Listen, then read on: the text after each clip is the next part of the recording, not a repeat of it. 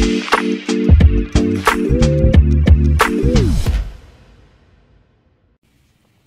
right, hello, and welcome back to another episode of the Chase Thomas Podcast, where I'm still the aforementioned Chase Thomas, coming to you live from Knoxville, Tennessee. Everything School HQ, where the Tennessee Volunteers can't lose a game. They're just sweeping everybody. We get Tennessee, Georgia this weekend in Athens, where the Dawgs, who are once again near the bottom of the SEC standings in another college baseball season, while the Tennessee Volunteers... Aren't they like 2 spots behind Tennessee? No, They're in like Tennessee's 9th place or something? Tennessee's 11-10, have won 9 straight, are on the verge of hosting potentially a regional. Tennessee might not make the SEC tournament here, or Georgia, excuse me, might not make the SEC tournament here with how things are going.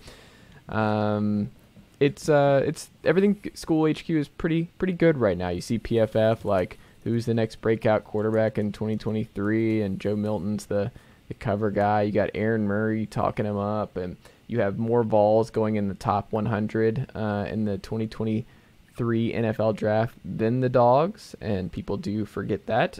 Tennessee also putting together a streak of the most amount of receivers. I think, in a 5-year, putting a receiver in the draft in the last 5 years, every year in the last 5, something like that. So that streak is going strong. You get multiple guys here with Tillman and Hyatt both going in the third, something that Georgia is not that all familiar with. The offensive side of the ball, that is, outside of the running back spot. Tennessee. George Pickens, I think, went 2nd round last year. That's it. That's all you're doing right there. That's all we're doing. How's Chris Durham doing? Hey, if you're really trying to talk about Georgia first, I mean, Georgia was the only school for that had 5-6 years in a row a few years back. I mean, they're not putting in first-round picks, but neither is Tennessee. Tennessee, Blitnikoff right there, and he went in the 3rd round. That's all I'm saying. Georgia's had AJ Green. They've had George Pickens in the 2nd, but Malcolm Mitchell. Malcolm Mitchell was drafted. There's Darnell plenty. Wright, Riley Ridley, Mecole Hardman was a 2nd rounder. There's been plenty of guys that got drafted.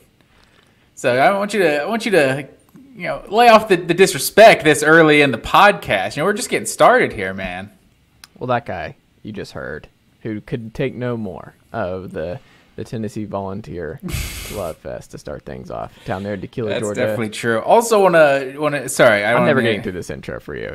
Sorry, finish your intro. I'm Matt Green down here in Tequila, Georgia. Also, want to point out Tennessee is in 5th place in the SEC East, and Georgia's in 6th. I'm looking at the SEC baseball standings right now. They're right there as a conference, and you also have to look at the standings and where things are trending. And Georgia, it's broken down east and west. That's what I'm looking at. I don't know. Yeah, I don't know what to say. That's a whole. I don't know what to tell you. That's what it is.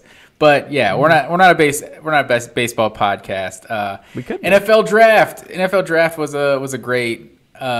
great over the weekend. Did you enjoy the draft coverage, sir?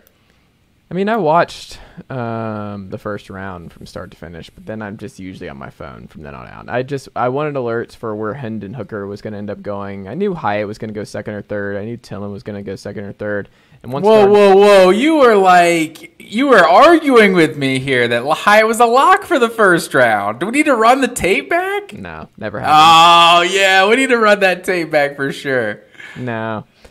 He found to the right spot. New York's gonna be a good spot for him in that Brian Daboll offense. He'll be good.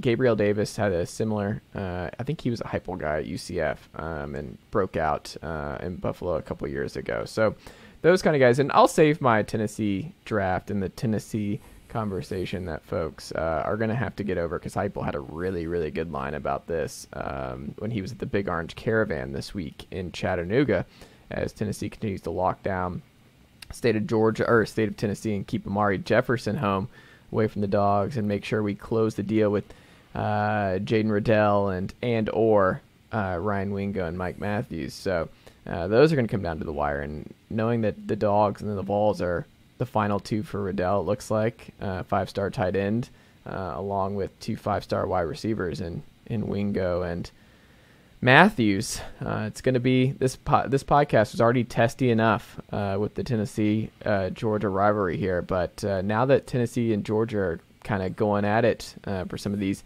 premier skill players on offense, because Tennessee's not really there on defense. They're not really recruiting the same kind of outside of like Sammy Brown and company. Not a lot of crossover there. To this point, maybe a little bit on the defensive Wingo. line. I don't want to get my hopes up on Wingo to this point, but there's been a lot of talk of Ryan Wingo playing with Dylan Raiola at the next level. And I also saw a quote from Ryan Wingo saying that he wasn't that worried about NIL, that was short-term money. The NFL is where it's really at. That's what the real money is. And I mean, you might as well just heard Kirby Smart say that himself. Like, I feel like that is definitely a sales pitch I've heard coming out of Athens, Georgia. So for Ryan Wingo to be saying something like that, I think kind of says a lot where Georgia sits with that recruitment. Like Dabo preaches but that's 2026 draft stuff. Yeah. We're talking recruiting here, sir. We need to get back to this draft. I was definitely surprised to see both Tillman and Hyatt go to the third round. I definitely thought that they would. I thought Tillman was a first rounder personally, but yeah, I mean it was definitely Hooker ended up going to Detroit, which he's apparently 2 years younger than Jared Goff, which is just kind of hilarious. But I don't know. That's an interesting one because I feel like Jared Goff was really good last year. So drafting a quarterback it ended up being third round for Hooker, right? So, yeah, drafting a quarterback third round, it's kind of like 1 foot in, 1 foot out. Like, doesn't necessarily need to be the future, but, like, it's a pretty good guy. We might need him. So, I thought Detroit's probably a solid spot for Hooker. There's no risk. I mean, it's just he's coming off the torn ACL. Jared Goff's penciled in. He doesn't have to be ready this year. There is going to be an acclimation to the NFL game going from college to pro, obviously with Tennessee's offense and what Dan Campbell runs. Under center primarily, and that is not something Hendon was doing the last 2 years in Knoxville. So there will be some acclimation, and he won't be rushed into it. But I think he landed in a great spot because Jared Goff actually has a lot of, and if you do a redraft from that year, Jared Goff's a third or fourth round guy. He was not worthy of a number 1 overall Is pick. he, though? Yeah, I mean, I'm saying if you do that all over again, he wasn't, based on what we've seen through his career at this point, he's not a number 1 overall pick kind of guy. He's a Kirk Cousins. He's more of a system guy, I disagree. a Derek Carr. I don't know about that. I think he's better than both of those guys. And he's had really good years. Like in LA, obviously you could say he's a system, but like in Detroit, he was really good last year. Mm-hmm. Like, so I mean, the quarterback thing is always like, I don't know who the quarterbacks were off the top of my head in that draft. Do you know? Just because that's the thing. Carson it's like Wentz right behind him. So, I mean, that's the thing is, like, if a team needs a quarterback, like, he may have been the best quarterback that came out in that draft. Like, off the top of my head, he's definitely better than Carson Wentz. So, I mean, Carson Wentz was an MVP candidate. And before for things one went season, awry, though, Jared Goff's probably got, like, 3 or 4 good seasons under his belt at this point. Like, well, I guess the difference is, like, Carson at one point in time, you could argue was the best quarterback in the NFL. Jared Goff has never for like 4 weeks or something. Like before he went down but I'm role, saying, he was an MVP type. Like he was destroying the league. Carson Wentz was quite good before. But I'm saying it was like 12 weeks that he was like an elite player for. Right. So but I'm saying he was still that, and we never saw an elite player. It probably took like a couple months of him playing well to be like, is Carson Wentz one of the best quarterbacks in the NFL? So like, how long did that really last? That's all I'm saying. Like he was fine, but it's like he's gotten healthy and he's just. You've seen him being mediocre time after time with team after team. So it's like, well, I think he's agreeing with what happened after. What I'm saying is just the best version of Carson was the best quarterback in the NFL for a brief amount of time. The best version of Jared Goff is like the 9th, 10th best quarterback in the NFL. Like, if you're consistently that, then I think there's something to be said for that. But that's what Hendon Hooker could be. Is in that I've said I don't think he has Dak upside. Like, Dak, you could say, is the best quarterback in the NFC right now. So, I don't think he is that kind of upside, but I do think Hendon could be a Kirk Cousins type guy. Kirk Cousins went in the 4th round, where it's like he's super efficient. Like, Kirk Cousins doesn't make the bad play. He's super smart. He has high completion percentage all the time. He frustrates fans because he's a check down guy. He's very conservative with the ball, doesn't turn it over, but he's just strong, and every coach is like, I love Hendon Hooker. Like, this guy never kills us. He never does the dumb stuff. Like, I think he'll be in the league a really long time. I will say, though, out of this class, I mean, Darnell is probably going to be the best player at the right tackle spot and will probably be a perennial Pro Bowler. From the best player from Tennessee? Yeah. But it wouldn't surprise me either if it was Cedric Tillman. Tillman's dad played in the NFL. Tillman, like you said, first round, kind of upside, big-bodied, more of that longevity-type receiver in the NFL where he's just so big and so long that I just feel like he'll have a long, fruitful career. And in Cleveland, it's a good spot for him. But I don't know. I think Hendon just at worst he's like Jacoby Brissett in the league, where he's just bouncing around. Number 2, maybe a Tyrod Taylor type, or I don't know. Maybe he's better than Blaine Gabbert, but I'm trying to think. Maybe I'm trying to think. But I mean, Blaine Gabbert's a guy that stayed on a roster for a while. Right. So, yeah, I mean, there's a chance. He'll be on a roster for a really long time. I think he will be in this league for a very long time, no matter what. I mean, he's already turning 26, right? He can't be in the league that much longer. I don't know. I think he's just. I'm rooting for him. I think Detroit was a really good landing spot for him. Him not going in the first round, I think, will ultimately help him not having those expectations of going a little too high for where he probably should go. But it was a testament to what he did in the pre-draft process. Like, Hendon Hooker got a lot of that hype because he impressed a lot of teams, not with what he was doing on the field, because he couldn't do anything with this torn ACL. It was the other stuff. It was the antithesis to what Stetson Bennett was doing this offseason. Stetson was sabotaging. And yeah, where did Stetson go? He went round, like 20 picks after Hooker. Like, it was more than right that. in the same range. But obviously, I think Stetson ended up in LA. I think that's a great landing spot. Like, Sean McVay, like, you're right now debating if Jared Goff is even good. He had like 2 or 3 really good seasons with Sean McVay. So if you get in that system, sitting behind a guy like Stafford for maybe a couple years, and obviously Stafford's a guy that's been banged up like all throughout his career. So, the backup for Stafford might need to be ready to play next year. So I think Stetson, hey, he's been doubted so many times that it's like the likelihood of being a good starting quarterback not being picked in the first round is honestly just not very high. So, the odds are against both of them, but, we'll see what happens.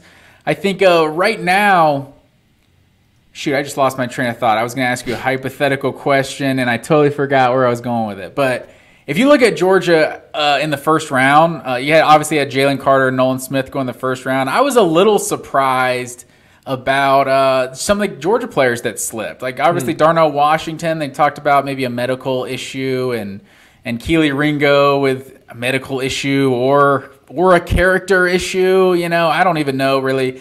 It feels like fake news to me. I feel like Keely Ringo was a combine freak, and he was a good player for 2 years on one of the best defenses in college football. So Cedric for that guy, did he? Yeah, if you go back and watch the tape, he was getting burned.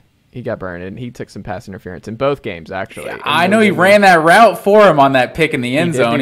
He was all over him. What did Tillman do last year? Did he have like 2 or 3 catches? Like, it wasn't just Tillman. Tillman had a big game in 2021 against Georgia, but I don't know. Ringo fired up here. Ringo's just one. I feel like people are like right for the wrong reasons. I kind of feel like there was criticism about Ringo. Like, I feel like he was overrated going into 2022 because of the big interception in the national championship, and he was a 5-star and all that, and like kind of the raw athlete he is, and you saw that in the combine. And then this guy's like 6'2", 200 plus pounds, and he ran like a 4.35 or something. That guy, I'm not sure how that guy slips in the draft. And so I feel like he was overrated going into 2022. But then, like, his struggles are just very exaggerated. Like, this narrative that he got, like, destroyed by Marvin Harrison Jr. in the Peach Bowl is just, like, completely false. Like, for one, not being able to guard Marvin Harrison Jr. does not mean you're not, like, you can't be a really good NFL cornerback, honestly, because that dude's going to go top 5. Like, it's like getting cooked by Jordan Jefferson and saying this guy sucks. I remember people saying that about Darian Kendrick, that he got destroyed by Jordan Jefferson and Jamar Chase. So it's like, yeah, NFL corners get destroyed by Jordan Jefferson and Jamar Chase. So that's one thing, is that Marvin Harrison Jr. is just a baller. But if you actually look at the stats, when he's matched up on Ringo, like 1 or maybe 2 of his catches the whole game actually came against Ringo. So it's not like he was just going up at him one-on-one the whole game and he's just getting destroyed. Like, so I feel like just the kind of narratives I feel like got kind of overblown. So I was a little surprised for sure to see Ringo fall all the way to the 4th round, like a corner like that. Like, it's just, I think he's going to be a good player in the NFL. But and Darnell Washington's a freak. Worse. Like, I'm looking at his rankings and I'm going through his PFF stuff because I was like, I feel like he was worse last year, and he did get worse. His grade did go down 4 points, but He was good in the Georgia Tech game, locked down there, and he's good in the Kentucky game, but he was 64. He got a 64 rating in the Tennessee game, 60 rating in the Florida game. He got torched in the LSU game. So people who are, like you said, Ohio State, I think they're giving him too much grief, but I think he was quite bad in the LSU game. It's like so much of that LSU game. Like, you remember that game. It's Oregon, like he was bad too, it was like a blowout, and then the backup quarterback came in and threw for like 200 yards or 300 yards or something in the second half. It's like, it was just kind of a weird game. It's like, I just don't know how much I can, I give so much credit to like PFF and the advanced analytics and grades and all that sort of stuff. Like, I don't know. My eyes saw Keely Ringo as a good player, and he's like a really good raw athlete too. So that just doesn't seem like the typical guy that falls. It's like, you look at Anthony Richardson. Anthony Richardson was, objectively a bad college football quarterback. Like, he was maybe the 8th, 9th best quarterback in the SEC last year, but we all see the raw tools and the ridiculous athlete he is. It's like, that only helps you so much play quarterback. The raw tools and what kind of athlete you are, that matters a lot for playing defensive back and basically every other position on the field. So it's weird that you would fall in love with one guy for destroying the combine, and another, like even Nolan Smith destroyed the combine, and he didn't have like the best production on the field. So, maybe that's what it comes down to, because I personally think he's a, late first round. That seems about right to what he was at Georgia. But, you saw the projections, him getting up as high as top 10, top 15 and stuff. So even he slid a little bit. But I ultimately, as a Georgia fan, like for the second NFL draft in a row, it's just free advertising for the program. Like, it was really just from last year, from like the combine, like all those guys, like on top of just destroying the combine and balling out, they like hung out and waited on each other to like finish. There was like this camaraderie about the culture in Georgia. Then they set the record for draft picks. And then you got this year, we got the Philadelphia Eagles now just like adopting the Georgia fan base at this point. Like, it's just for the second straight year, like Georgia is the number one top. And I don't really remember that many years ever of one college being like the big story, like stealing the draft. Like, I know there's the year that Ohio State had like 9 first rounders or 8 first rounders, and it was like a big deal. But like the amount that Georgia was talked about in the 2022 draft, and then to follow it up like with what was really kind of a rebuilding quote unquote year and not as like loaded of a team, to still have 10 like tied for the most draft picks again and them be the number one story. It's just, it was really incredible. Keely Ringo was targeted 9 times in the Tennessee game. He had 8 receptions, averaged 10 yards a pop. When is that right? The only average 10 yards. Yeah, you guys want to come back and get 10 yards? That's fine. We'll leave that. We'll let you have that. The only thing was the interception. I was like, I remember, like he was fine. Like Keely, he's fine. I don't know, but like you bring up Philly, and here's something that I think is interesting. They got a lot of praise. Howie Roseman, he may have even ruffled some feathers from other GMs because he's getting so much praise for just drafting Georgia guys, right? Here's the thing about that. Jordan Davis was fine last year. Like, Jordan Davis is a rotation guy. He's playing 20 snaps a game. Like, he's not a primetime player. He's more Terrence Cody than anything else. He's probably just a rotation he's guy. Definitely better than... He won't stick, that's the type of player. But yeah, go on. And then you look at Nakobe Dean, the injury stuff. We've texted about it. Like, that feels like forever ago. But his injury and the reason that he fell to begin with, there is a reason that this player who had first-round talent, was the leader of that defense, fell to, the 3rd round when he did? He has injury concerns. We'll see how that pec works long-term. He didn't start last year. He was not a main guy last year. He is going to be asked to be a main guy with their linebacker departures this year. We'll see how he holds up.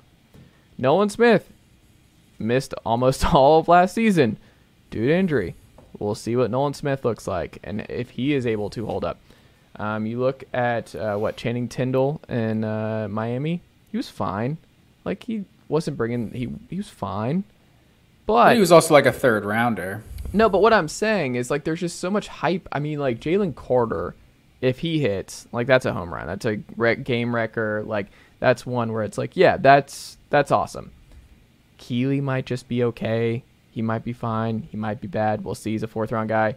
Nakobe Dean, you got to see him be on the field long term. You got to see Nolan Smith be on the field long term. It's cool that they're drafting, like, because you just don't see it. It's unprecedented to just draft so many guys from one school. I understand Georgia fans getting really excited about it. If Tennessee did something similar, like Detroit just kept drafting all these Tennessee guys, like I'm sure I would have a soft spot. That being said, now that you mentioned that, Detroit did draft Chris Durham, actually, because he played with Stafford for like a year or two. Just to get him acclimated to the league. Just someone to hang out with. That all being said, and I'm not just poo-pooing this whole thing, but like, let's not crown them. Like, this is one of those where they've played a lot of, like, these Georgia guys are banged up. Like, you look at certain guys bounce around the league because they have a lot of mileage by the time they get to the league because they're playing in a lot of important games at the University of Georgia. Are you saying Georgia players are more banged up than players coming from somewhere else? I don't know. Like, I'm looking at this list where you're giving the Eagles so much praise and really the Georgia defense in the last 2 years. And I'm like, in the league, and I'm sure you're going to mention the 2021 team, I'm like, who right now are we like, yeah, because like Roquan has been legitimately good and looks like he's going to be a long-time All-Pro. Leonard Floyd was not good. Leonard Floyd's a good player in the NFL. Ask any Bears fan how they feel about Leonard Floyd. He was good on the Rams too. He's on that Super Bowl defense. He's okay. Like for a guy that went 9th overall or something. He was a bust. I would definitely not say he's a bust. Ask a Bears You're top fan. 10 and you're in the league for like 8 years or something. You're definitely not a bust. What I'm saying is ask Bears fans. Like, Bears fans do not feel that way. Bears fans loved Roquan. They didn't love Leonard Floyd. Two very different experiences. Yeah, Leonard Floyd's not as good. No.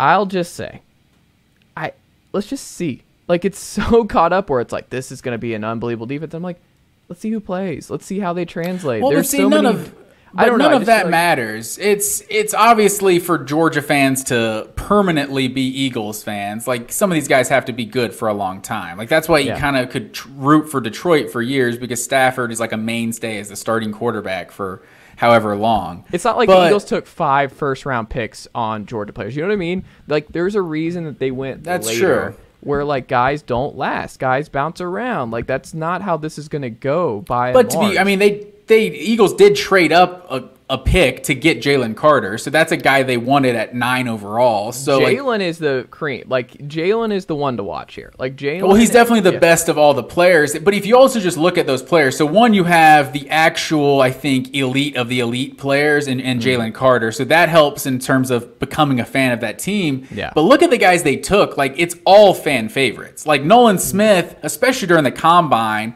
like, while he was injured, he almost became a more important part of the team than he ever was on the field because of just how much he seemed to be like an inspirational leader on the sideline. But during the combine, this guy, the way he's like being a full-blown salesman, hyping up Georgia's new restaurant in the locker room and just telling everyone, all the recruits, they should go to Georgia and all this.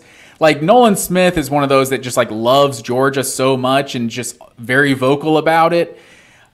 Jordan Davis was definitely the fan favorite. He was doing the whole Peyton Manning, directing the band and everything, like on senior night. Like, Jordan Davis is that huge personality that the fans love. And then Nakobe Dean is like, he's another level the way the fans love him too, because he's like all hyping up the academics and everything and how great of a student he was and all that. So, and then Keely Ringo's mom was with the cancer and everything. Like, she was like a big figure too. So they also got a lot of guys that like you have strong opinions about. Like, it wasn't like drafting Warren McClendon in the 5th round or drafting, someone like that, like a Jamari Sawyer or something. With all due respect to Jamari Sawyer, because Georgia fans obviously love him too. But it's like just big time personalities that you can root for. And then like mid-draft, 3rd round, they're trading for DeAndre Swift too. That's when it's like, this seems like a bit now. Like, they're really just trying to get all the Georgia players they can get. And DeAndre Swift is even one of those like who was also like a fan favorite, just like a fun, exciting player to watch. So I think part of it's like the actual players they got. Like, obviously they do have to be good, but you're talking about kind of drawing conclusions about Kirby players. A lot of these guys were rookies last year. Like, the Eric Stokes of the world, like, been in the league for like 3 years. So A lot of these what Georgia I'm saying players. is, look, Fletcher Cox and Jalen's going to start right away. No one else in this class is going to start right away. Outside of no, that's it. Because no one won't start. Hassan Reddick will be on one end side. Darius Slay and James Bradbury at corner. Who else are we missing here? DeAndre obviously will start at running back, it looks like. But I don't know. I mean, Jordan Davis is not going to start still, and he's just going to be a rotation guy. But on the defensive line, you play a lot of people. It's like he's going to play a lot. I mean, he also had an injury last year too, so it's that cost him some time. But I think that also just might be the case for a lot of these guys. I don't know. But why is that a Georgia? Like, injuries happen in football. Like, Jordan Davis wasn't injury prone in college. Like, Ringo missed his freshman year, like with a shoulder or something. But like, he also started for 2 straight years. Like, but like injuries happen all the time. Like, you don't. I just don't know about all that. Like Darnell Washington, like that's someone who actually had a couple injuries while he was at Georgia, and it's like you also like. I don't know, he's 6'7", almost 6'8", like 270. You might just worry about a body like that holding up because he's just a giant human being. But I don't know. To see like 7 or 8 tight ends go ahead of Darnell Washington, I'm just like, I think this guy could literally be the best tight end in the NFL one day. Like, as far as an actual blocker, I don't think people really understand, like, this man is behind Brock Bowers. There's a reason his production isn't there. And he still had a really good season last year, but like I don't think people have truly seen what he can be as an actual pass catcher yet. Like the dude is like an insane athlete, and he legit is another tackle on the field. You know what's interesting about that too is only one of them can be good. There's never been a time in the league where one school puts out 2 elite tight ends at the same time. Like the league just. I mean, Iowa puts a tight end in the first round like every year. They had that team. Not elite. It's just George Kittle. That's it. I mean, Noah Fant and he was a bust. Hawkinson. They came out in the same year. He hasn't been good either. Hawkinson got traded. Hawkinson's definitely been good though. He's not a star. TJ Hawkinson's not a star. I mean, he's not a star. There's like 3 tight ends in the whole league that are stars. But that's what I'm saying. So when people are like, Darnell Washington could be the best player, and then it's like Brock Bowers right after, I'm like, well, one of them's probably not going to work out. I don't know which one. But why? It's it like doesn't work like that. It's never that seamless. Miami had Kellen Winslow, Jeremy Shockey, and Kellen Winslow, and all kinds of just stud after stud. Like there's no reason that just because it hasn't happened, that's not a reason why Miami point's a good can't. One. It's been a while. I forgot about Miami. They did have that little run with. I mean, it's just whoever's their starter. Bubba Franks, I don't know. He was like a good good player, for a little bit for Green Bay. But yeah, exactly. So there's no reason, George, with what these guys type of recruits they're coming out of high school and they're getting them and producing. Like, there's no reason why they can't. I mean, I would have thought Darnell Washington was borderline first round pick type of talent for him to. What do you go 4th round? 3rd to the Steelers. 3rd round. So, I mean, that was a little surprising. But Brock Bowers, I mean, he should go top 10, I would think. I saw the first mock for him was top 5 for Brock Bowers. Yeah, I mean, Kyle Pitts went 4. That depends on how early someone wants to draft a tight end. I think Winslow went like 4. 5. I think Vernon Davis went like 4, 5, 6 up there. So, I mean, it can happen. But I think Pitts is worth it. Or Bowers is worth it. Like, if you're going to pick a top 5. Because Pitts is just bigger. Pitts is just like, he looks. I think Bowers is actually a tight end, though. Pitts is this new, like, just mismatch receiver because he's just such a huge athlete. But Bowers, I think, is actually a capable blocker as well as just being. Actually, he can hand the ball to this man. Hold on. Kyle Pitts was a good blocker last year for the Falcons when he was out there. He was good. That was actually a problem because once Arthur Smith learned that Kyle Pitts was a willing blocker and pretty good at it, he didn't roll him out as much, and Kyle Pitts was blocking more than any of us would have liked because he's actually okay at it. And that's just probably not what Kyle Pitts should be doing, just based on his skill set. But Bowers is just an all-around tight end. I don't know. He's a baller. So here's the thing too. I think they could both easily be good. And this is the last thing I'll say about the Philly thing. And again, I'm not trying to poo-poo this. I'm saying I think you're trying just a little bit though. No, what I'm saying is like, I think people are looking at it the same way Kentucky fans look at basket. Like when the 3 or 4 Kentucky players go in the top 15 in the lottery, right, in the NBA. Like when that happens, where it's like Kentucky, and they're celebrating. They're like, wow, look at all these different guys who went. Or like this draft was all Kentucky. Like free advertising. Look at all these guys we just put in the league. This, that, and the other. The difference is those are all lottery guys, and those are all guys who are going to be playing right away or expected to be big-time players.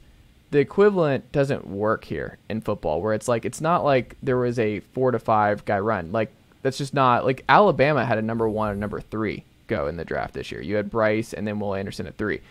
That is where it's like if Philly or if Georgia had like 5 guys and or 3 go into one team in the first round, where you're like, oh wow, they really just assembled the 3 best players from this national title team and put them all on one roster. It's a little bit different when most of the guys we're talking about are later round guys who fell for various reasons. It's just, it doesn't work like that in the NFL. Like, these picks are not all going to work out like that. And first rounders, generally speaking, work out significantly better long term than guys in the 3rd round, guys in the 4th round. Like, that's just how it works. There's a reason that they went in the 1st round, and there's a reason that guys go early in the lottery in the NBA, then go at pick 27. Like, the pick 27 doesn't work out nearly as much as the lottery pick. So I think that's just the thing that I wonder about Georgia fans, where I'm like, you understand these guys are not all starting together, and you're not going to be able to just see the fan fiction of all of these guys on the field at the same time, just thriving, and it's like 2021 all over again. Like, that's not going to happen in the NFL. That's just not how this goes.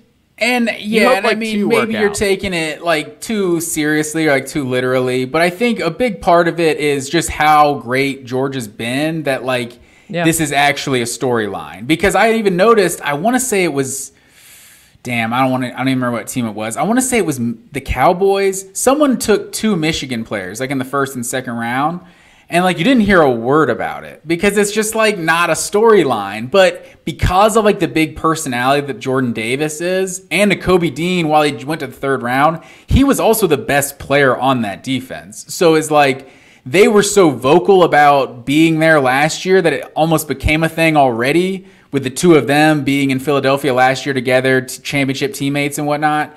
And so for this draft to add 3 more guys to it and DeAndre Swift, it's like, it's just a massive story for sure. But the last thing I'll say about it is the 2021 Georgia defense the greatest defense in college football history? Probably, right? I think they have a case for it now, honestly. I think we needed to see, obviously, you look at those Miami ones, you have the benefit of like what they became in the NFL with Ed Reed and I don't know, John Vilma and all kinds of guys they had on that defense. But when it's all said and done now, because there's no real, like, there's obviously some guys that played that are still there, like maybe they played some on the defensive line or something. But for the most part, everyone that contributed is gone now. You got 7 first-rounders off that defense, 13 guys drafted, and Adam Anderson, that doesn't include Adam Anderson, he could have gone 1st or 2nd round also, if not for whatever he's doing off the field. We don't have to talk about him. So it could have been 14 guys, but he had 13 total drafted from that defensive unit. It's just kind of insane. Both outside linebackers and 3 inside linebackers, like 4 dudes on the defensive line. Like all of the defensive linemen went 1st round. Like just that alone, just 4 first-rounders across your defensive line. Like, you're bringing in another guy for depth, and he's also a first-rounder. Like, Jalen Carter wasn't an actual starter in 2021. And he's, by all accounts, like, maybe the best player on that entire team. So it's just ridiculously loaded now, looking at it in the end. Like, Ringo, I am disappointed that we didn't get the 8th first-rounder, because I thought Ringo was going to be in there. So I was surprised to see him slide. But, yeah, still, 7 first-rounders off 1 defense. And honestly, you look at the offense. Like, they have a case for best college football team in recent memory, honestly. Like, Stetson got drafted. Both running backs got drafted. Like, he played the entire season without Pickens, but even he got drafted. A.D. Mitchell, like, he's still in college at Texas, so he could be a 2nd, 3rd rounder. Like, I don't really know. I mean, a big year at Texas, who knows? I'm not going to put a ceiling on how high A.D. Mitchell could get drafted. But Brock Bowers, like Broderick Jones on the offensive line, we haven't mentioned him. He was a 1st rounder in this draft too. So I think there's some cases, just an absolutely loaded. 15 guys drafted in 2022, 10 guys drafted in 2023. Like, you might see 12, 13. I mean, they might could even pass that 15 number in 2024. Like, who knows? Like, it's just another loaded roster. So It's crazy the NFL, prospects that are coming out of Athens these days. And the last thing, I guess this is the last thing I'll say. I think part of your logic, your thought process is coming as a Falcons fan because it's such a narrative of like the Falcons not drafting Georgia players that like I know Falcons fans get so triggered by that it's like we see teams like Steelers and through the years just draft good Georgia players, and now the Eagles just loading up their team. We're like, you know what? Let's become fans of that team. And then you've seen all the good gear out there, the Eagles, and the Eagles officially changing their Twitter and everything. It was good stuff. What do you mean? What did they change their Twitter? What do you mean? They changed their Twitter to say like Philadelphia Bulldogs or Bull Eagles. Like, yeah, they like change like multiple different like Philadelphia or something. They like I don't know. They put multiple different things, like 3 or 4 different like combinations of Philadelphia and Bulldogs kind of thing. It was good stuff. Because I thought you were saying like they did the Kelly Green uniform reveal, because they're going back to the Kelly Greens this year. So I was like, did I miss them? Not permanently. They're just bringing them back. Permanently. Is that true? I think so. I think they were just bringing them back as like, because the NFL changed that rule of like you can wear multiple helmets now. Like they had that rule for however many years you could only wear one helmet. So a lot of teams weren't rocking throwbacks. Oh, it is. Never mind. Yeah, it is. They're just bringing it back like to wear them once or twice or something this year, right? Yeah. I think that's a good call. Like they look good, but I love the Eagles uniforms. They don't need to change anything up. Yeah. The Kelly Green are pretty slick though. No, they're good for sure. Well, there you go. I even let you do the whole best team maybe ever. That was nice. Hey, man, they were damn good. As far as NFL draft, that's not everything. But as far as NFL draft picks go, they might be the best team ever. Well, there you go. And basically played without George Pickens the whole year, too, that would have just taken it to the next level. Being the best player of those Georgia teams in the NFL. Like he honestly could be. Receiver. Like he's gonna be stupid good. Top 5 receiver? Yeah, Pickens in the NFL? Yeah. I mean, I love George Pickens as much as the next guy. I don't know if I could say all that. I mean, if you put him with Joe Burrow and put him in Jamar Chase's position 2 years ago, I think you're looking at very similar results from what Jamar did. And he was doing some bonkers. That's high praise. Trubisky, yeah. That's definitely high praise. I think he is a legit baller. Like you can just tell he's just a number 1 receiver. Yes. You don't make those catches that he's made without being that. Hopefully Pittsburgh can get the quarterback situation figured out and everything, and they don't waste his talent. I don't know. I would bet of anyone in the last 2 years, I guess, drafted from Georgia, if I had to guess who is the best NFL player at his peak, I would guess it's Pickens. My guess. That's not a bad answer, honestly. Jalen Carter's up there too. Jalen Carter also wouldn't surprise me. Like Jalen Carter being out of the league in 2 years wouldn't surprise me. Jalen Carter being first ballot Hall of Famer wouldn't surprise me. I feel like Trayvon Walker has the unfortunate burden of going number 1 because Trayvon Walker is really good, but it was just like number 1. That was a little surprising. What was his stats? Like he was fine. I mean, he was good as a rookie, but I think Aiden Hutchinson was better. So yeah, I don't know. We'll see. That is a lot of time. A lot of time. Speaking of a lot of time, and not a lot of time, because the Alabama Crimson Tide offense is running out of time, Matt Green.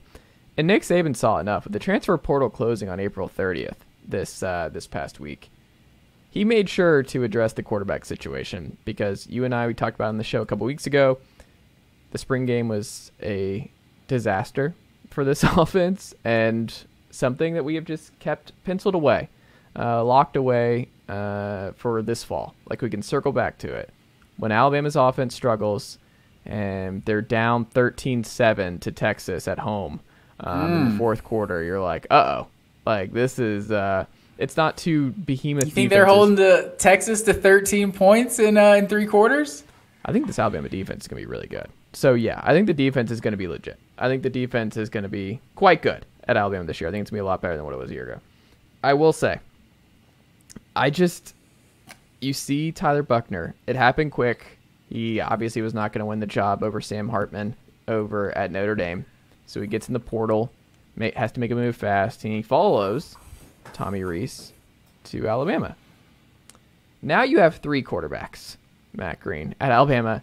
And if you're a Crimson Tide fan, you don't feel good about any of these 3 because you've already seen this spring how it looked with Milroe and Ty Simpson.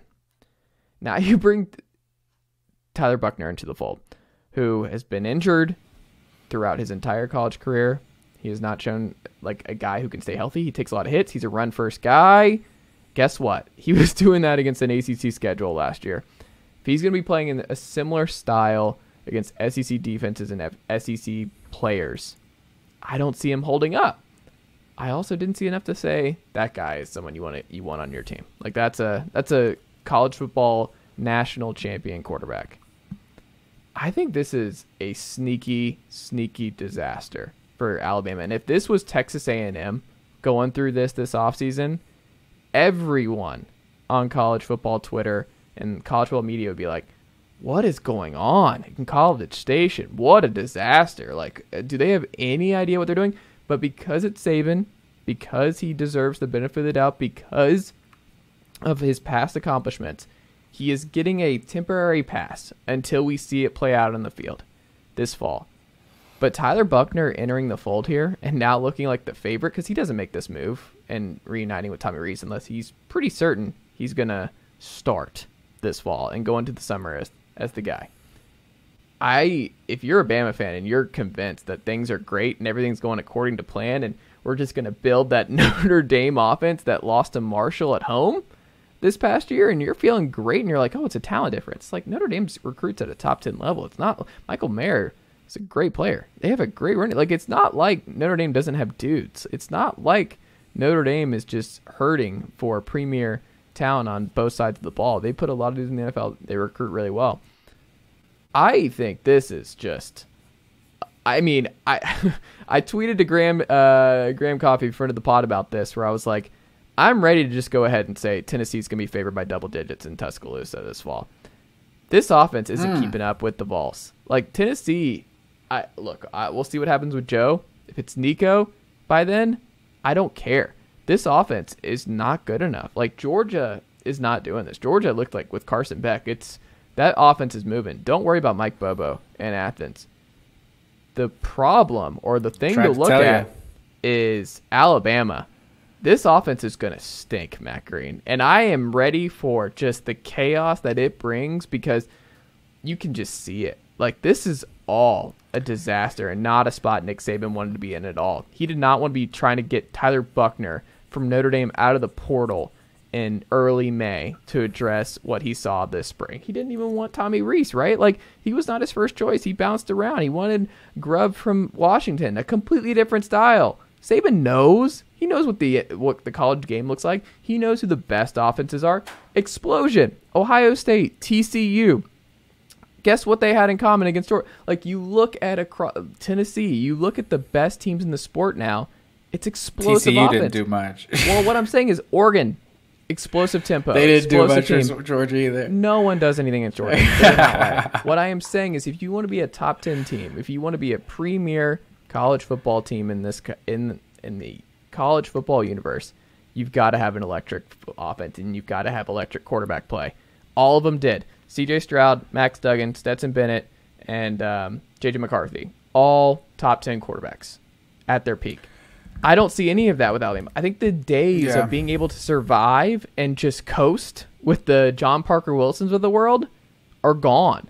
I don't think you can win that way. I don't think when you have Jaden Daniels and company in this conference now, you can expect to coast on elite defense and still be the favorites to come out of this league now. The league's too good. Well, first of all, I think Nick Saban has earned every benefit of the doubt that he's been given because there's more uncertainty now than we basically have ever remember. I can ever remember under Alabama and Nick Saban, but you go back to maybe 2014, 2015, like the Blake Sims and like maybe Jacob Coker eras, but Jacob Coker was like a big time transfer. Like he got kind of some hype when he was coming over too. So those teams also had guys like Derrick Henry and Amari Cooper and Calvin Ridley and TJ Yeldon. Like those teams were loaded with NFL skill players, which, these running backs look really good, but the 5-stars are all freshmen. Like the really highly ranked, like ones we have a lot of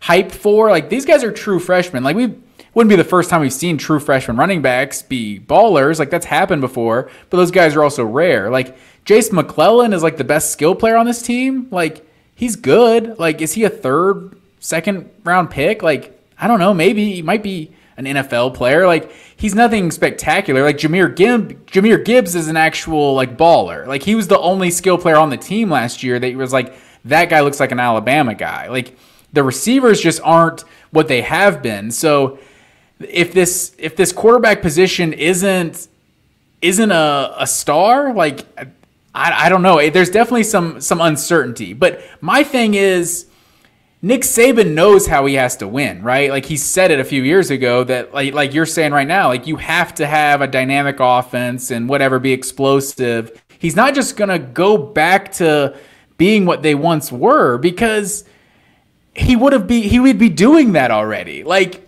if he could have an elite defense, he would have done that already. So they've gone downhill, and maybe that's why they made a change at defensive coordinator, but I feel like Nick Saban has a philosophy on what it takes to be great in college football right now, and I think it's clearly obvious they don't have that right now. Like Tyler Buchner is like a 4-star like recruit, like he wasn't some nobody, so he's not a finished product, and he's probably going to look better. I think Alabama still has better talent than Notre Dame does. Like you're saying, Notre Dame still gets good players, like they do, but they don't have. That is what's missing at Notre Dame is the level of talent. Like they get good players, they don't get as many great players. Like that's why Brian Kelly left, because he needed to get an elite level of talent. I think he maxed out maybe what Notre Dame can be in the 21st century of just being like, yeah, we made the playoff, like 10, 11 win seasons, but I think he's trying to get a different level of athlete now, and Alabama typically has those level of athletes, so it's hard to know exactly what Tommy Rees and Tyler Buchner are at this point.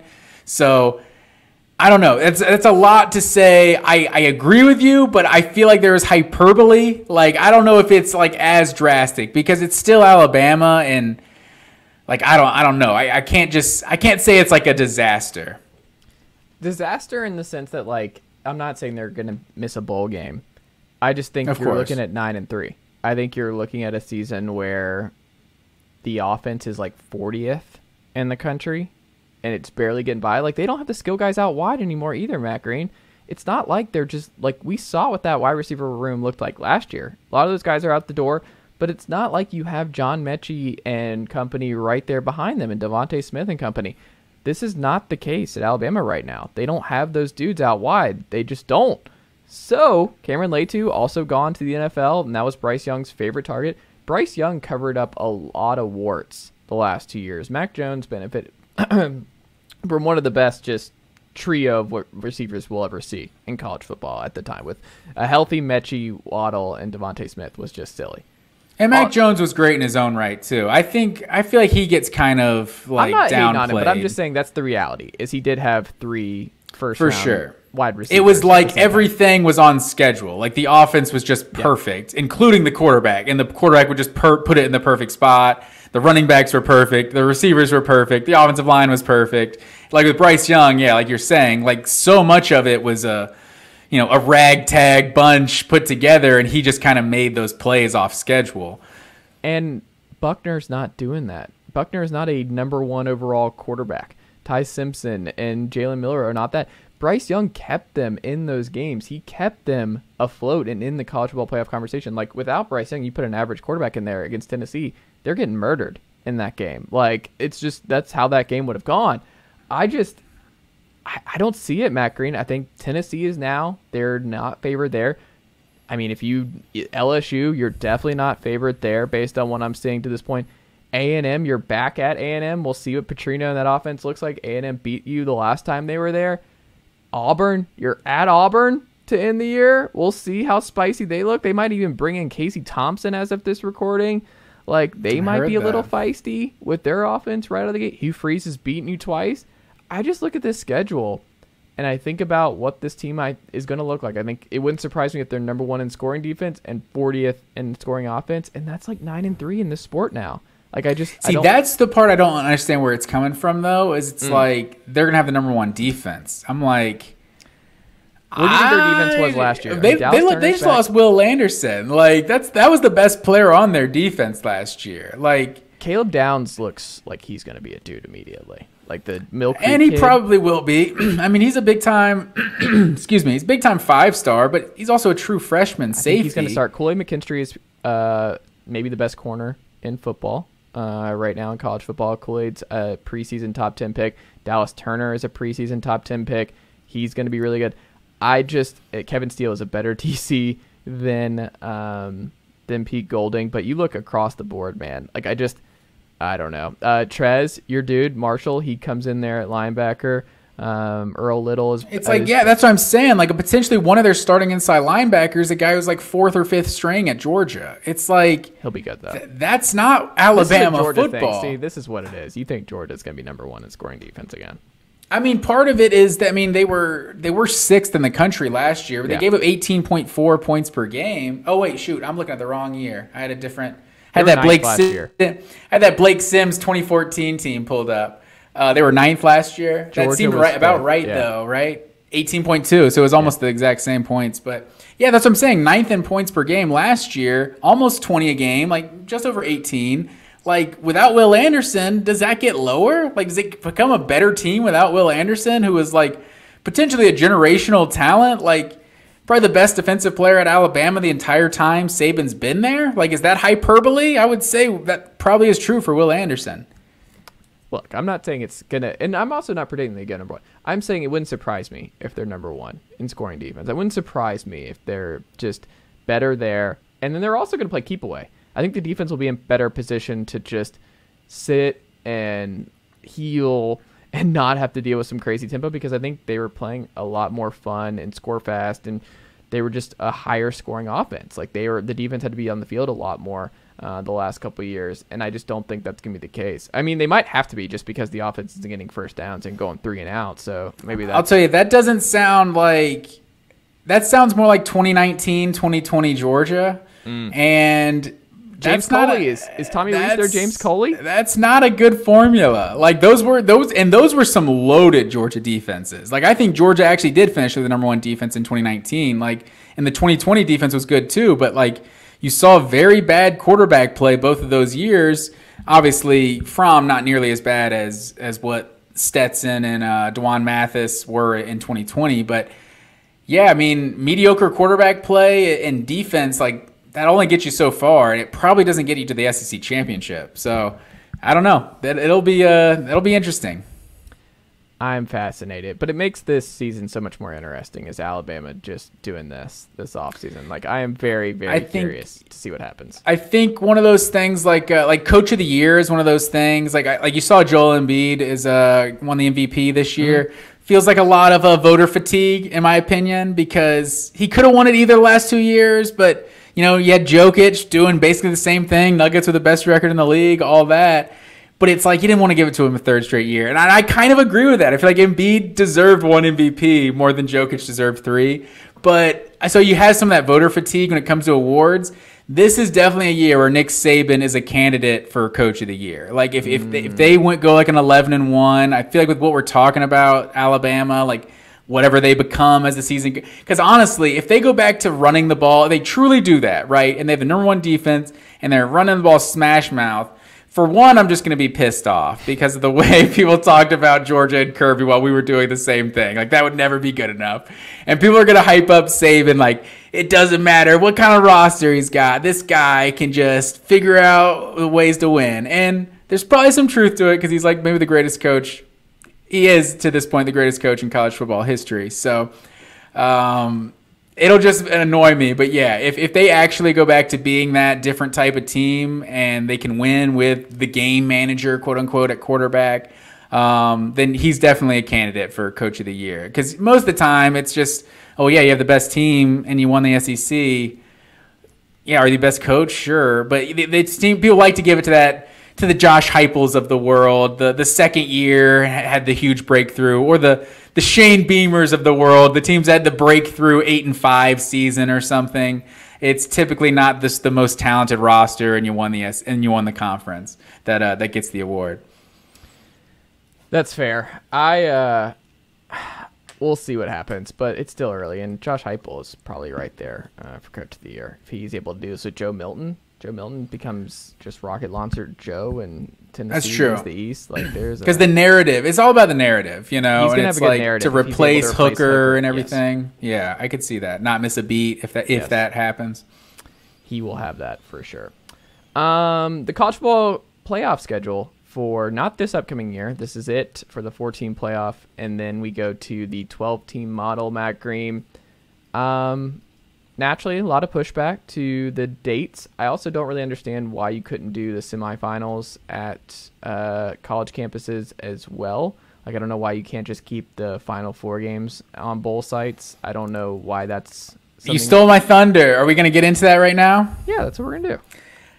That was what I was gonna say. Sorry, I didn't mean to cut you. I didn't mean to cut you off, but I think this is my hot take that they are going to see the atmospheres on those 5 through 8 seeds hosting those first round games, and it's just gonna be absolutely electric. Like, this is gonna be like maybe the death of like the bowl games. I honestly think like they're going to see how great those sites are, and they're going to be like, we have to do this for the semifinals too. Especially because the 1 through 4 seeds are going to be like, we're a top 4 seed, and we don't get this extra home playoff game in our college campus and our college town and everything, and just this free advertising for the university and all of that. Like, so much goes into that. So I think them wanting to kind of, we'll do these first round at home, and then we'll do the bowl games. I think that's going to be like the kiss of death. That's going to be...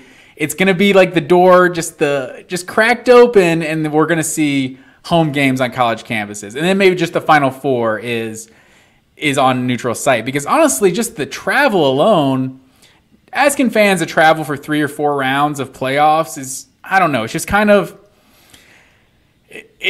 unrealistic, especially these fans. Like, you want to appease the season ticket holders, and you pay however many thousands of dollars every year for season tickets, and all the best games are at neutral sited NFL stadiums. Like, why am I still paying for season tickets? Like, I don't know. I think you could see some pushback from that. And also, like, what's preventing the Goodyear Cotton Bowl from being played in Columbus, Ohio? Like, throw up Goodyear logos and everything, and they still get the advertising. It doesn't matter where the games are. Just call it that. Just call it the bowl game. Just call it the Cotton Bowl at blank. Like, you don't actually have to. Like what we talked about, where it's like these names are just names now. Like the Gator Bowl and the Outback Bowl. Well, it's just the sponsor. Like, it doesn't matter. Just put the sponsor all over the stadium. Like, why? You don't have to do that. It doesn't have to be at that location, and you can still call it that particular bowl game. That's silly. You can still bring out your Cheez-Its, your giant bowl of Cheez-Its to Sanford Stadium. You know, you can still do the whole thing. But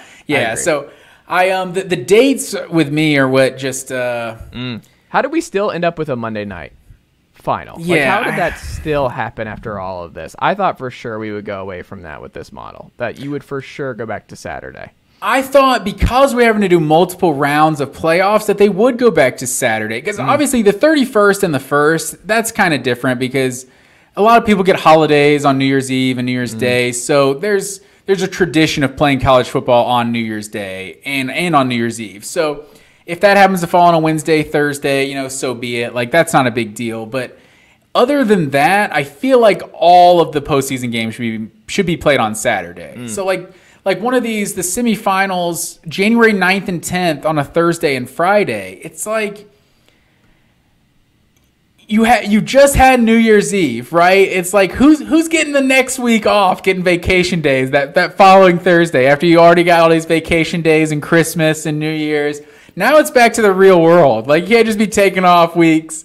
I can't, at least. You know, I don't know how everyone else's work schedule works, but yeah, so that's the one thing I was disappointed. It's kind of awkward, the 1 game on Friday night and then the 3 games on Saturday in the first round. Like, how they didn't fully commit to the Saturday is kind of strange, or just do 2 and 2. But yeah, I mean, ultimately, this is why I didn't really want 12 teams, because I felt like this was just kind of too much. And especially, are coaches still getting fired and hired? And so December 20th and 21st, right, is where the first round is going to be in 2024.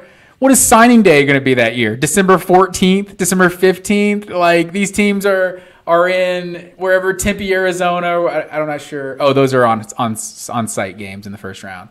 So I don't know. It's just, it seems you got to travel on the road for a college football playoff game, and then, try to get your best signing class as possible. Like, they're going to have to do something about that. But, yeah, I mean, that Friday, Saturday before Christmas, it's like, I'm all for it. I feel like as a couch watching fan, it's going to be fun. But I feel like for the people that truly go to all these bowl games, that go to the national championship game, like, I feel like they're just putting a lot on those types of fans that are actually to actually be at all these games. That's fair. And look, you can adjust. Like you said, they'll see what it looks like for that first round, where they're like, and then other schools are going to see it, and they're like, yeah, we're going to need to move these games, these semifinal games, to that. And also it makes the Final Four feel more special, right? Like, that's like, okay, now we're at the neutral site. This is like the Final Four. Yeah. Like, we don't want home field to influence where things are going. It's like, we grew up high school football here in the state of Georgia. You finish at the bins. Like, that's where you finish. Like, it should be at a neutral Except site. for the year North Gwinnett got there, man. We had to go all the way down to Lowndes in the pouring rain. It was garbage. Why? We got smashed. I think they've had the rule ever since 2008. That was my junior year of high school, 2007. But yeah, so I think they've done it ever since, because you don't want the elements to decide the championship. Did you go down? Home field? Oh yeah, we made the trip down to Valdosta for sure. And how do you say Colquitt again? Colquitt. Colquitt. Yeah, you gotta get those get that Georgia pronunciation wrong. You'll be mistaken as a Tennessean. But yeah, so I think ultimately, like, we'll figure out how to watch however it happens. But I've heard it brought up also, like, the NFL owns Saturday in, like, December and stuff, so that's why they don't want to do Saturday games. And it's like, I don't really think that matters. Like, I feel like if college football is on, like, who does that matter to, I guess, is the better question. That matters to TV executives. And it's like, yeah, cool, guys, but we want college football. Like, do we actually know that people wouldn't watch college football if given the chance to watch NFL? Like, have we ever actually seen a big-time college football game compete directly with an NFL game? I mean, it doesn't ever really happen. Like, we don't get, like, obviously, like, Thursday night football, like, competed with Thursday night, but that was never an actual big-time college football game. So, I don't know. I think I would love to just see these playoff, like, what do you have? You have the conference championship weekend, then the Heisman ceremony the following Saturday. Maybe take one Saturday off, and then the playoff starts the Saturday after that. Like, just keep people used to Saturdays or when college football is played. That's fair, but it seems like they're not going to move off that. It seems like they are dead set on keeping this Monday. I think that's going to stay. Not for the championship game, but I feel like for the other rounds where we got multiple games, like, put that on a Saturday, man. I do respect the last, like, going back to the draft though. I respect how they have college game day during the draft.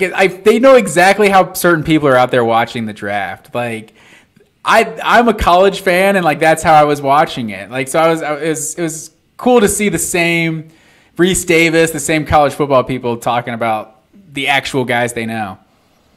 For sure. Well, there you go, Matt Green. This is, I think, one of the more hilarious things that, as we wrap up here tonight, there's two different things I wanted to hit on real quick. Archie Manning won't let Arch Manning take NIL money until he starts. I saw this headline from Steve Sarkisian. Folks, don't let this fool you. Arch Manning doesn't have to take NIL money before he starts. This was the silliest story I've seen all offseason.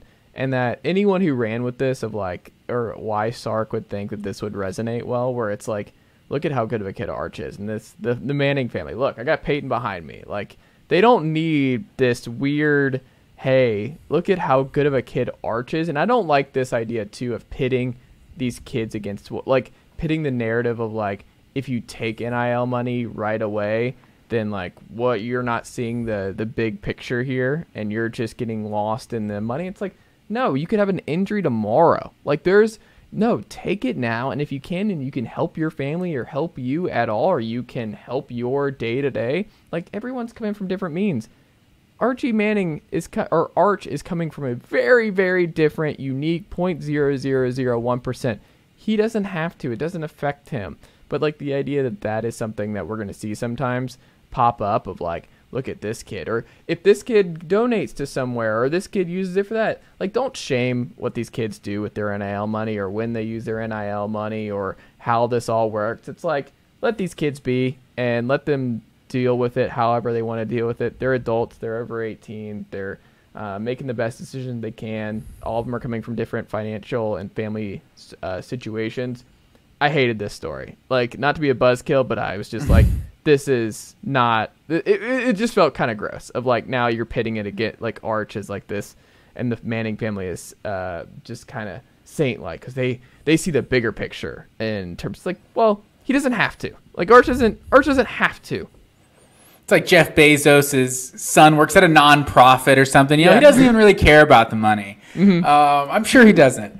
No, that's fair. I think it's still and that's why I hate kind of how, you know, high school recruits are thought of. Like, if you decommit, it's because, there's a character issue here. Yeah. Like, this guy, you know, there's all kinds of all kinds of narratives. Like, you know, who really knows what happened and what the reasons are for things happening. So, no, I definitely feel you on that one. It's I think there's something to be said for, like, you care more about the long-term NFL options, like, than maybe a quick payout or something. But yeah, I mean, just getting the money where you can. Like, literally, everyone's trying to get money wherever they can. So you can't shame these 18, 19-year-old athletes for doing what, like, literally everybody does. Yeah, it's also not in every job. It's not wrong. Like, none of that's wrong. Like, we had jobs in college. Like, these kids are doing a job in college for that's far bigger than anything we were doing. And if they want to do that, and if they want to spend it on a car or do whatever, let these kids be. Doesn't mean they're bad kids, and it doesn't mean they're not thinking about the future. Jamel Adai, I mean, what he probably took like $100,000 more a year to get the job at Georgia, then maybe another pay raise, incremental pay raise for the same job at Miami. It's like just making a little bit more money where you can. It's what everyone does in every profession. So yeah, there's nothing wrong with it. But the idea, like, and I also just love the conversation of just the tongue-in-cheek nature of this. Of, well, this will get him to work hard. We're going to withhold the NIL money from Arch, and that's going to really push him to compete with Quinn this whole season. I'm like, I think he's probably got like a black card. I think he's.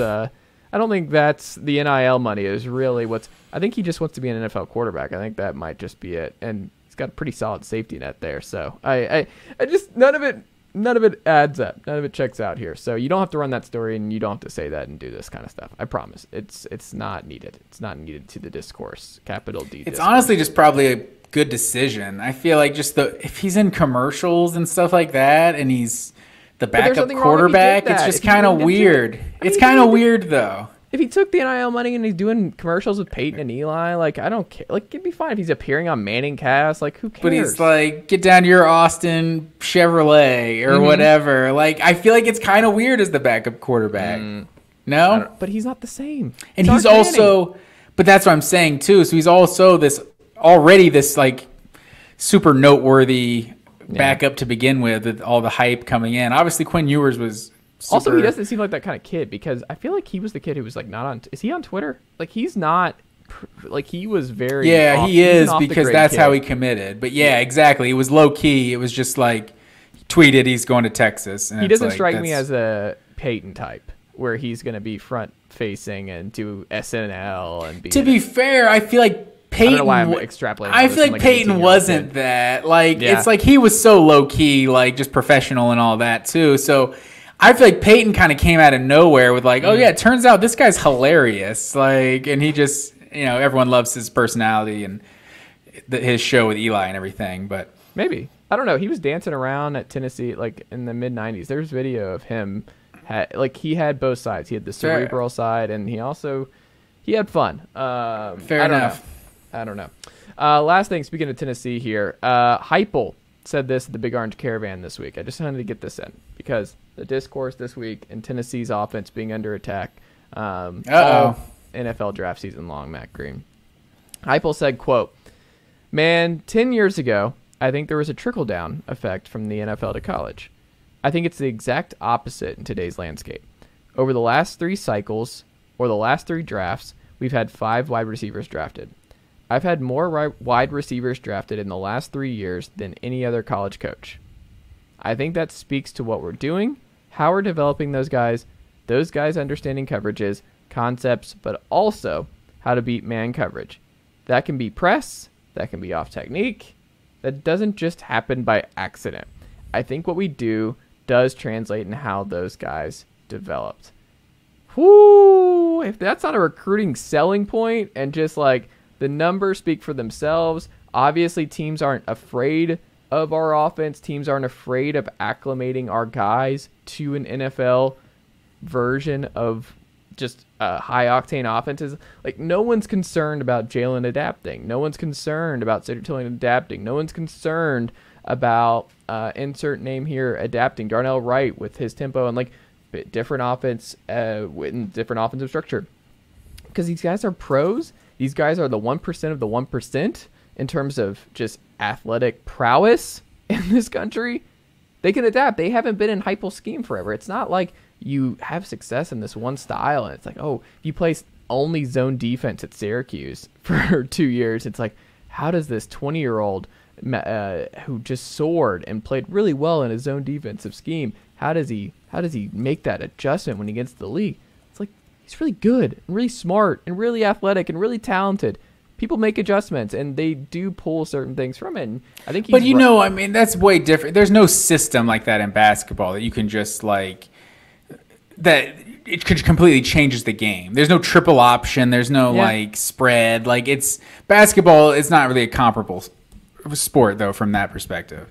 But also Demaryius Thomas, did it bother him in the NFL when he had a but that's he just got like bait and switched into like being at Tech. Well, like, no, it doesn't matter. He was just a freak athlete though. But he played in that system. Stephen Hill went in the first round that year, the following year. But he also shouldn't have, and he was terrible in the NFL. But he did. What I'm saying is teams aren't afraid of going after these kids, and it's not like people who are throwing it like I think on the recruiting trail, it's just not going to add up because these guys are going in the first round. They're super talented, and it works.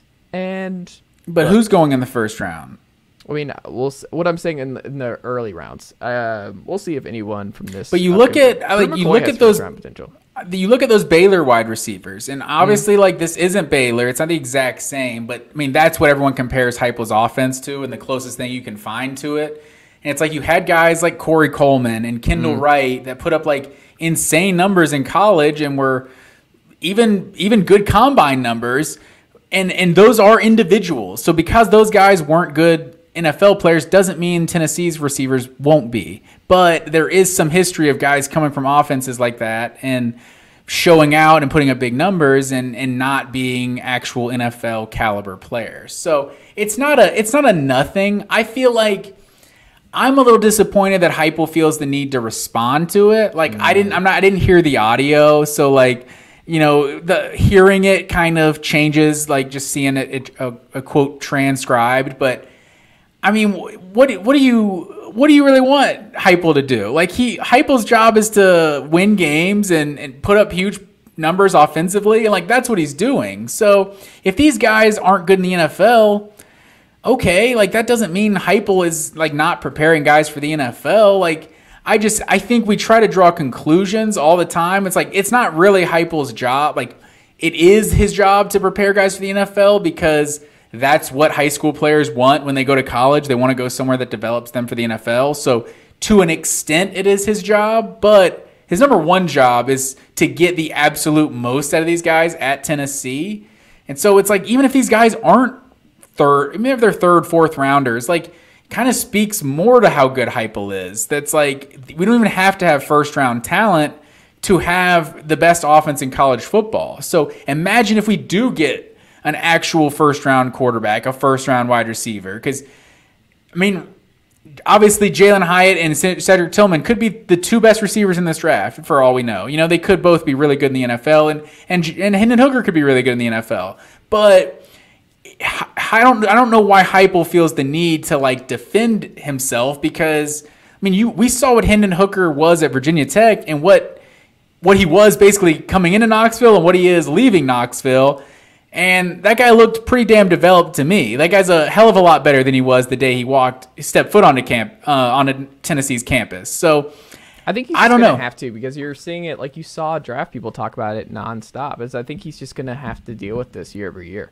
And this was also in the confines of just, but I don't think you do, because it's very conversational. I think the results will speak for themselves. So I don't think he necessarily does. He's been there for 2 years. So it's like, this is like the first year that you can even really credit the people he's putting in the NFL. Like, I don't even know what Tennessee doesn't get in the NFL. He goes in the third round after making the bump. I mean, that's fine, but I'm just saying, like, those aren't guys Heupel recruited. Like, even these guys aren't really guys Heupel recruited, but whatever. He's been there 2 years now. There's more of a impact on Heupel's, whatever, his fingerprints. Without him, Jalen his Hyatt, fingerprints are much more on these guys than they were year one. Is all I mean. Like, these results mean more than just the year one results, but. Yeah, I don't think Heupel should feel the need to like defend his offense. Maybe after 5-6 years, if this is still a thing of like what have you ever heard Urban Meyer say anything about his quarterbacks not being good in the NFL? It's like, who cares? Like, I'm recruiting elite quarterbacks. Ryan Day, like we have elite level quarterbacks in college. We basically have the same production year in and year out. Even go back to Tim Tebow and Chris Leak, like. We always had good quarterback play, and none of these guys played in the NFL. Like, I'm a college football coach. Like, who the hell cares? That's a good point, but it's also like, if Georgia fans keep doing this, where it's like that gimmicky offense doesn't stand. It's like, well, I mean, gimmicky offenses can win, and it's not gimmicky. It's just different, and it's just a different scheme. And I hate the word gimmicky, because I don't like that. It makes it's I think disrespectful to what they do, and it's like.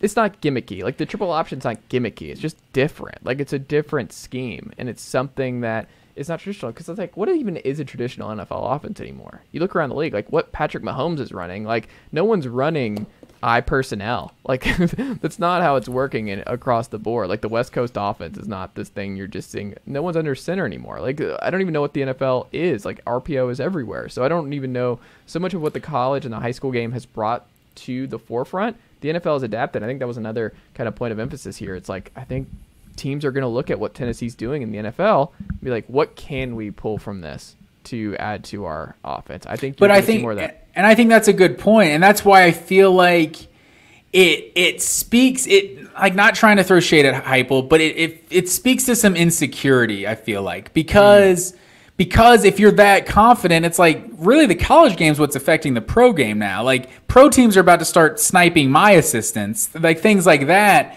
And then you're comfortable and like, no, this isn't gimmicky. And you're right. Like, gimmicky is definitely a negative connotation, but there is something to, like, as a Tennessee fan, I feel like you probably get defensive because you're like, it's not gimmicky. We have good players too. But if anything, I'd almost wear it like a badge of honor, that it's like, we don't even have to have the elite players and we're still going to average 50 points a game. Like, that's a pretty good way to feel as a fan of a team. Like, imagine how good you can be when you do get those players. So I don't know. I feel like Heupel, I understand where he's coming from and why Tennessee fans and people are kind of defensive because of the offense kind of seems under attack. But I mean, there is something different about it that no one else is doing. So from that, I don't know, what do you want to call it? Like, non-traditional and instead of gimmicky? Like, it is different. Like, in terms of, the way they want to run a play every 7 seconds or whatever. Unique. Let's say unique. And Georgia fans, as long as they're shutting down that offense, they're going to continue to talk shit. So there's nothing you could really do about that. I mean, if Tennessee hangs 40 on Georgia next year, then, our gimmicky offense, if you're Tennessee, our gimmicky offense looked pretty good that time. So, I would just wear it, just own it. Like, that's who we are. Like, Texas Tech under Mike Leach, it's like everyone knew that, like, that's not where you go to get the NFL quarterbacks, but year in and year out, they're putting up huge numbers, and the offense is really tough to stop. It's like what Tennessee doesn't need to be anything more than just putting up huge numbers with an offense that's tough to stop. There you go. We'll leave it there. Matt Green, that's all I've got, sir. Yeah, that was good stuff. I hate we didn't get to the Pac-12, but we'll have to say that for next week. Maybe they'll have a TV deal to also talk about. Maybe we can do that too.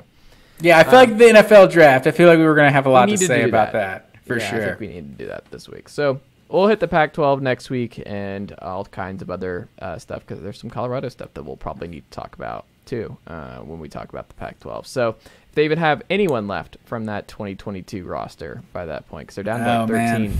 So true. And one last, it's not an RIP, because they're not dead, but this season is over. Shout out to Sacramento Kings for a great season. Man, that fourth quarter against the Warriors really was a real dud. It really was the second half, but the fourth quarter is really just got away from them. But yeah, it was such a buzzkill for like what was basically the best series of the whole first round. Just Kings couldn't hit a shot in that second half, and Steph Curry could hit a shot or two in that game. But yeah, he just absolutely went off. But yeah. Shout out to the Kings for a great season. They'll be back next year. They will be back next year. The season's not canceled. The Kings will be back because they are an NBA team, Matt Green. So for that guy down there in Tequila, Georgia, follow him at Matt_W_Green on Twitter and all that good stuff. And follow myself at Chase_Thomas, like the Facebook page, facebook.com/Chase Thomas Writer. YouTube, if you enjoyed watching this on our YouTube page, make sure you go subscribe, like, and subscribe. There's a little button under there. That would be great, too. Matt Green, always a pleasure, my friend, and I will talk to you next week. Yes, sir. Well done, nephew. Chase Thomas Podcast. Hell yeah.